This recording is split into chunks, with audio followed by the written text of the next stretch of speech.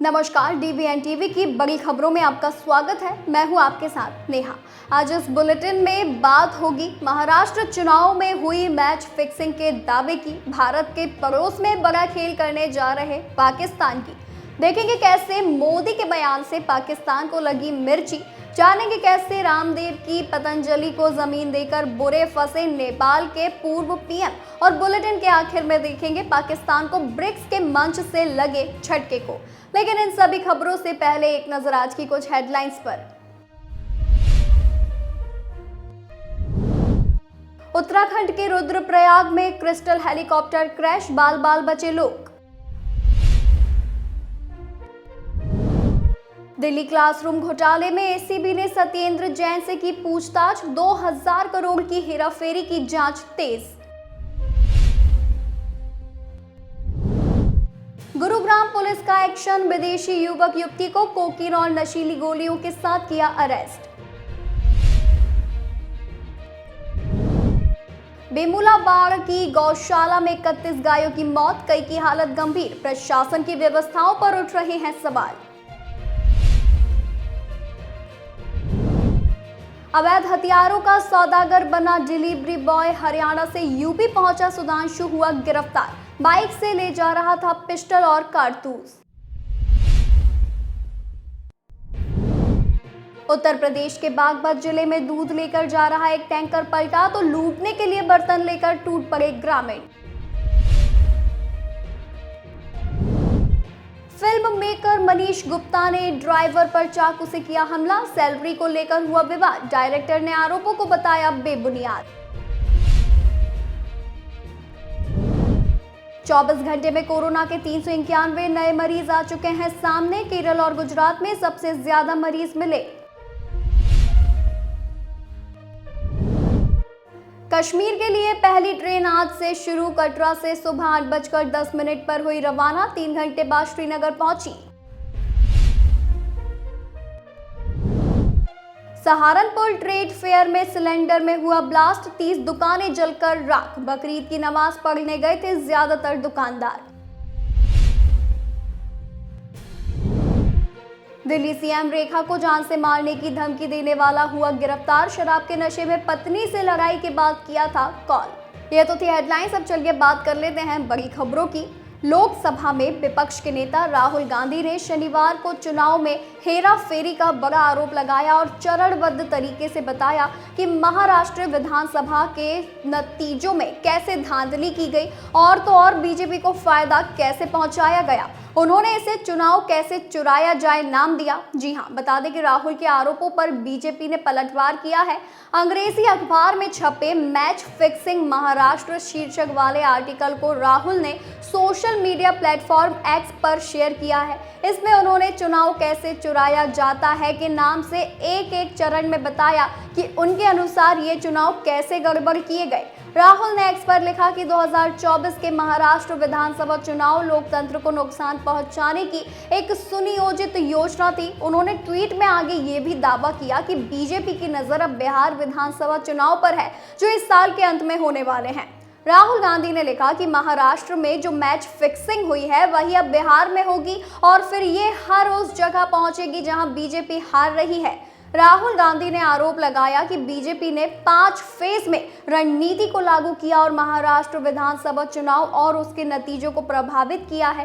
राहुल गांधी ने अपने लेख में कहा है कि मोदी सरकार ने 2023 में चुनाव आयुक्तों की नियुक्ति से जुड़ा कानून बदलकर इसे केंद्र सरकार के पक्ष में झुका दिया। राहुल ने इसे अंपायरों की नियुक्ति के लिए पैनल में हेरफेर करार दिया और लिखा कि नए कानून के तहत बनाई गई चयन समिति में प्रधानमंत्री, एक केंद्रीय कैबिनेट मंत्री और लोकसभा में विपक्ष के नेता, सबसे बड़े विपक्षी दल के नेता शामिल है। ये चयन समिति फिर राष्ट्रपति को मुख्य चुनाव आयुक्त या चुनाव आयुक्तों के नाम की सिफारिश करती है। उन्होंने कहा कि हर जागरूक भारतीय को इन सबूतों को देखना चाहिए, खुद सोच समझकर फैसला लेना चाहिए और जवाब मांगना चाहिए, क्योंकि महाराष्ट्र की ये मैच फिक्सिंग अब बिहार में दोहराई जाएगी। मैच फिक्स किए गए चुनाव किसी भी लोकतंत्र के लिए जहर की तरह होते हैं। भारत के सबसे खतरनाक दुश्मनों में से एक आतंकी संगठन जैश ए मोहम्मद अब सिर्फ कश्मीर ही नहीं, भारत के पड़ोसी देश म्यांमार यानी बर्मा में भी अपने पैर पसारने की कोशिश में है। खुफिया रिपोर्ट्स और सामने आए कुछ फोटो से साफ होता है कि मसूद अजहर के नेतृत्व वाला ये आतंकी संगठन अब रोहिंग्या मुस्लिम युवाओं को कट्टरपंथी बना रहा है और तो और म्यांमार में एक जिहादी नेटवर्क तैयार कर रहा है। एक खबर के मुताबिक माना जा रहा है कि जैश ए मोहम्मद ने हाल ही में म्यांमार के एक युवक को पाकिस्तान के बालाकोट ट्रेनिंग कैंप में ट्रेनिंग दी है। बालाकोट वही जगह है जिसे भारत ने 2019 में पुलवामा हमले के जवाब में एयर स्ट्राइक कर तबाह किया था। बताया जा रहा है कि ये युवक ट्रेनिंग के बाद वापस म्यांमार गया और अब वहां पर एक अमीर यानी जिहादी कमांडर के नेतृत्व में काम कर रहा है। रिपोर्ट के मुताबिक जैश ने म्यांमार के लिए करीब 42 लाख रुपए यानी लगभग $50,000 की रकम भेजी। ये पैसा बर्मी मुजाहिदीन को हथियार और ऑपरेशन के लिए दिया गया है। बताया ये भी जा रहा है कि जैश ए मोहम्मद रोहिंग्या समुदाय के बेरोजगार और गुस्से में भटके हुए युवाओं को अपने जाल में फंसा रहा है। म्यांमार के राखाइन राज्य में पहले से ही उथल पुथल है, ऐसे में वहां कट्टरपंथी संगठनों के लिए जमीन तैयार है। ये भी डर है कि जैश इन रोहिंग्या युवाओं को भारत में मौजूद शरणार्थियों के जरिए कश्मीर या अन्य हिस्सों में हमले के लिए इस्तेमाल कर सकता है। जम्मू कश्मीर, दिल्ली और हैदराबाद में पहले से ही हजारों रोहिंग्या शरणार्थी रहते हैं। आपको बता दें कि म्यांमार में जैश की मौजूदगी भारत के लिए सीधे तौर पर खतरा बन सकती है, खासकर पूर्वोत्तर राज्यों के लिए। मणिपुर, मिजोरम और नागालैंड जैसे राज्य म्यांमार से सटे हैं और इन इलाकों में पहले से ही उग्रवाद की समस्या है। अब अगर जैश म्यांमार में ठिकाना बना लेता है तो वहां से भारत में आतंकियों और हथियारों की घुसपैठ आसान हो जाएगी। पहलगाम आतंकी हमले को लेकर पीएम मोदी के बयान पर पाकिस्तान को मिर्ची लग गई है। इसको लेकर पाकिस्तानी विदेश मंत्री का जवाब भी सामने आया है। पाकिस्तान के विदेश मंत्री मोहम्मद इशाक डार ने कहा कि हम भारतीय प्रधानमंत्री के बयान से निराश हैं। जी हां, उन्होंने कहा कि साथ ही उसने पहलगाम हमले में खुद के शामिल होने का सबूत भी मांगा। गौरतलब है कि कश्मीर में चिनाब ब्रिज और वंदे भारत ट्रेन को हरी झंडी दिखाने के बाद से ही भारतीय प्रधानमंत्री ने वहां की जनता को संबोधित किया था और इस दौरान उन्होंने पहलगाम पर हमले को इंसानियत और कश्मीरियत पर हमला बताया था। गौरतलब है कि पाकिस्तान समर्थित आतंकियों ने पहलगाम में 22 अप्रैल को हमला कर दिया था। इसमें कई बेकसूर भारतीय टूरिस्ट मारे गए थे। इसके बाद भारत ने पाकिस्तान को सबक सिखाने के लिए ऑपरेशन सिंदूर को अंजाम दिया था। आतंकी हमलों के बावजूद कश्मीर में विकास की यात्रा बदस्तूर जारी है। शुक्रवार को पीएम मोदी ने कश्मीर में चिनाब ब्रिज, अंजी ब्रिज का शुभारंभ किया। अलावा इसके यहाँ पर वंदे भारत ट्रेन को हरी झंडी भी दिखाई। इसके बाद पीएम मोदी ने पाकिस्तान को जमकर सुनाया था। मोदी ने कहा कि पाकिस्तान गरीबों की रोजी रोटी का भी दुश्मन है। 22 अप्रैल को पहलगाम में जो हुआ वो इसका स्पष्ट उदाहरण है। पाकिस्तान ने पहलगाम में इंसानियत और कश्मीरियत पर हमला किया। उन्होंने कहा कि पाकिस्तान का इरादा भारत में सांप्रदायिक दंगे भड़काना था। वो मेहनत कश कश्मीरियों की रोजी रोटी भी छीनना चाहता था, इसीलिए उसने पर्यटकों को निशाना बनाया। ये पहलगाम आतंकी हमला और उसके जवाब में भारत की ओर से ऑपरेशन सिंदूर के तहत पाकिस्तान और पाकिस्तान के कब्जे वाले पीओके में आतंकवादी ठिकानों के खिलाफ की गई कार्रवाई के बाद प्रधानमंत्री का पहला जम्मू कश्मीर दौरा था। मोदी ने कहा कि भारतीय सशस्त्र बलों ने ठीक 1 महीने पहले 6-7 मई की दरमियानी रात को ऑपरेशन सिंदूर के तहत पाकिस्तान में छिपे आतंकवादियों पर कयामत बरपाई थी। उन्होंने कहा कि पाकिस्तान जब भी ऑपरेशन सिंदूर का नाम सुनेगा उसे अपनी शर्मनाक हार की याद ताज़ा हो जाएगी। प्रधानमंत्री ने कहा कि पाकिस्तान की सेना और आतंकवादी नेटवर्क ने भारत के इस साहसिक कदम की भी कल्पना कभी नहीं की होगी। उनके देश में सैकड़ों किलोमीटर अंदर दशकों में बनाए गए आतंकवादी ढांचों को कुछ ही मिनटों में हमने नष्ट कर दिया था। योग गुरु बाबा रामदेव की पतंजलि योग पीठ और नेपाल सरकार के बीच एक जमीन खरीद का सौदा हुआ था। बता दें कि इस सौदे में भ्रष्टाचार की खबरें आई। इसके कारण नेपाल के पूर्व प्रधानमंत्री को अपनी सांसदी तक गंवानी पड़ गई है।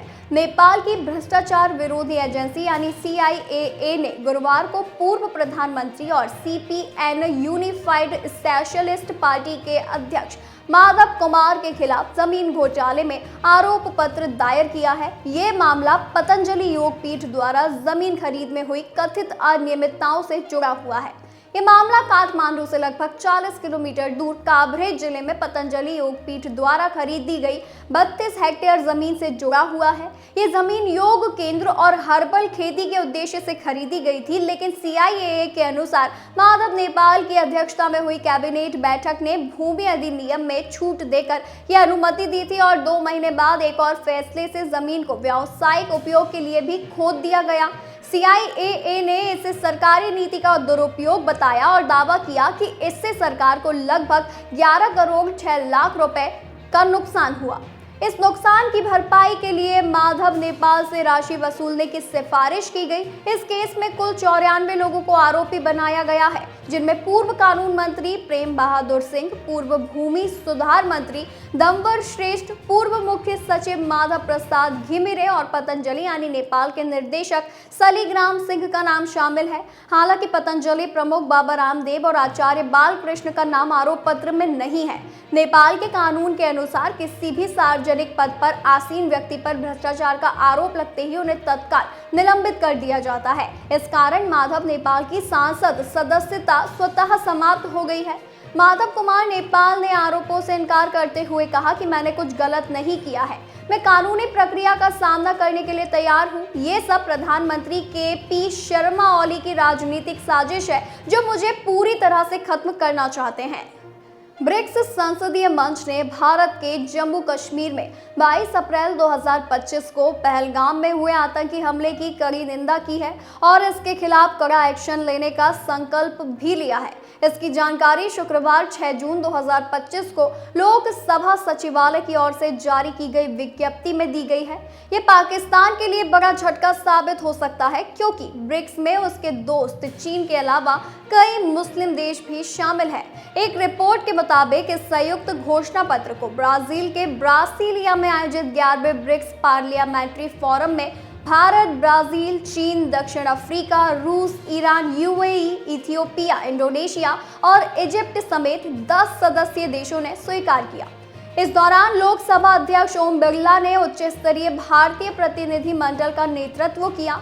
विज्ञप्ति में कहा गया कि संयुक्त घोषणा पत्र में भारत के पहलगाम में हाल ही में हुए आतंकवादी हमले की कड़ी निंदा की गई और सदस्य संसदों ने भी आतंकवाद के खिलाफ सामूहिक रूप से कार्यवाही करने पर सहमति जताई। ओम बिरला ने आतंकवादी संगठनों को वित्तीय सहायता रोकने, खुफिया जानकारी शेयर करने, टेक्नोलॉजी के गलत इस्तेमाल को रोकने और तो और जांच और न्यायिक प्रक्रियाओं में सहयोग को बढ़ावा देने के लिए संयुक्त प्रयासों की जरूरत पर बल दिया। इसमें यह भी कहा गया है कि आतंकवाद पर भारत के कड़े रुख को मंच ने दृढ़ता से स्वीकार भी किया। ये भी कहा गया कि लोकसभा अध्यक्ष ओम बिरला ने अपने संबोधन में आतंकवाद के खिलाफ वैश्विक सहयोग, संतुलित अंतर्राष्ट्रीय व्यवस्था, टेक्नोलॉजिकल इनोवेशन में भागीदारी और लोकतंत्र को लेकर भारत की स्थिति के बारे में बताया। बता दें कि 2 दिवसीय ब्रिक्स संसदीय फोरम 5 जून को समाप्त हुआ। इस दौरान आर्टिफिशियल इंटेलिजेंस, वैश्विक व्यापार, अंतर संसदीय सहयोग, अंतर्राष्ट्रीय शांति, सिक्योरिटी और अर्थव्यवस्था समेत वैश्विक चुनौतियों पर विचार किया गया। आज के लिए बस इतना ही। ऐसी ही जानकारी के लिए बने रहिए DBN TV न्यूज के साथ।